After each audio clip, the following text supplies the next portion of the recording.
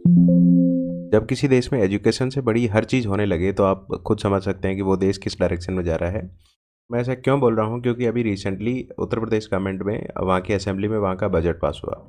उस बजट में अंबेडकर और जो वाल्मीकि की जो मूर्तियाँ उत्तर प्रदेश में लगी है यूपी में, उनके लिए 500 करोड़ का एलोकेशन हुआ। मतलब 500 करोड़ दिए गए अपकमिंग ईयर के लिए कि एक साल में हम लोग 500 करोड़ खर्च करने वाले हैं। और ड्रीम स्किल लैब जहाँ पर वोकेशनल ट्रेनिंग दी जाती है, इसका मतलब स्किल डेवलपमेंट किया जाता है, उसके लिए 150 करोड़ दिए गए।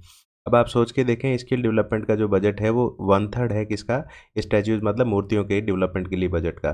तो अब आप खुद देख सकते हैं कि इस देश की प्रायोरिटीज़ क्या है। इस देश में प्रायोरिटीज़ में बेसिकली ये है कि मूर्तियों को ठीक किया जाए। इसका मतलब जो कास्ट बेस्ड पॉलिटिक्स है उससे रिलेटेड यहाँ पर डेवलपमेंट ओरिएंटेशन वही है, लेकिन एजुकेशन को कोई इंपॉर्टेंस नहीं देता।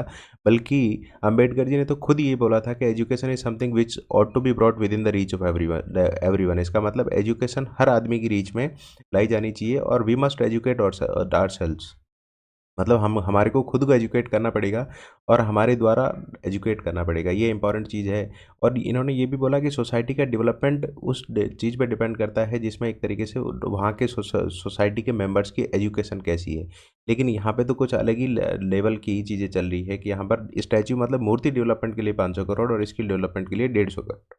ये अपने आप में काफ़ी कंसर्निंग चीज़ है। कंट्री को डेवलपमेंट के लिए एजुकेशन पे फोकस करना ही पड़ेगा, तब जो जाके जो अपकमिंग जनरेशन होगी वो ही ठीक काम करेगी। और हम लोगों को other than this development, country का डेवलपमेंट, अपकमिंग जनरेशन्स का डेवलपमेंट हम लोग एक्सपेक्ट नहीं कर सकते। Thank you.